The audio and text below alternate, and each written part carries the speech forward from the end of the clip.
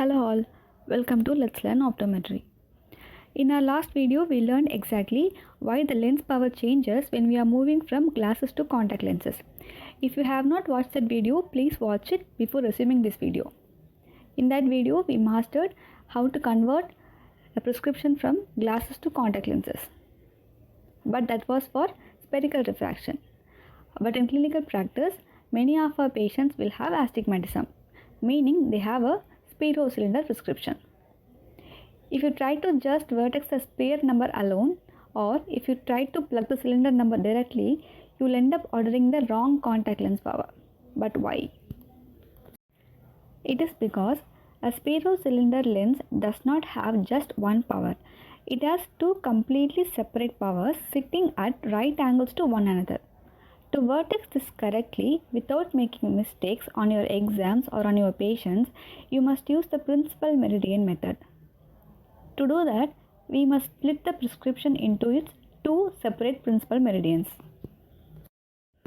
Let's look at our prescription. It is -5 with -2 cylinder at 180-degree axis. Let's have an optical cross here. The sphere power here is -5 diopters, and its power acts along the axis meridian, which is 180 degrees. So our first meridian has a power of -5 diopters. To find the power of our second meridian, we algebraically add the sphere and the cylinder together. So -5 plus -2, which gives us -7 diopters. This 7 diopter of power acts 90 degrees away from the first meridian. So in this case, it is along the 90-degree meridian. Now that we have isolated our two individual powers, we treat them as two complete separate problems. We are going to vertex each meridian independently using our vertex formula. The vertex distance I have taken here is 14 mm. Let's vertex meridian 1, that is -5 diopters. We already knew how to use this formula from our last video. So for the first meridian, the effective corneal demand is -4.67 diopters.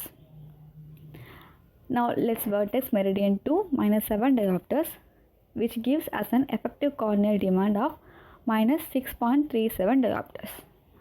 Pause the video and you can work out step by step if needed. We now have our two new vertexed corneal powers, -4.67 and -6.37. Our final step is to piece them back together into a standard minor cylinder prescription format. First, our new sphere power is simply the less minus value of our two meridians, so which is -4.67 diopters. Next, to find our cylinder power, we find the difference between our two meridians. So -6.37 minus -4.67, which gives us -1.70 diopter of cylinder. The axis remains completely unchanged, which is 180 degrees. Put it all together and our exact unrounded corneal contact lens prescription is -4.67 spherical with -1.70 cylinder at 180 degree axis. Now let's apply our clinical rounding rules to make this a real prescription you can actually order from a manufacturer. Our calculator sphere is -4.67. So the closest manufactured quarter diopter is -4.75. Our calculated cylinder here is -1.70. Standard stock toric contact lenses generally only come in cylinder in the steps of -0.75, -1.25, 1.75 and 2.25. So here our 1.70 value is an absolute perfect match for the power -1.75 diopter cylinder. So your final prescription of soft toric contact lens would be -4.75 with -1.75 at 180 degree axis. By breaking down the prescription into an optical cross, vertexing the individual power and reconstructing it back, we ensure our patient gets the absolute most accurate visual acuity possible without ever risking an over minus or under cylinder error. Tell me in the comments, what is the contact lens power that you get for the prescription -6 spherical with -3 cylinder at 90 degree axis.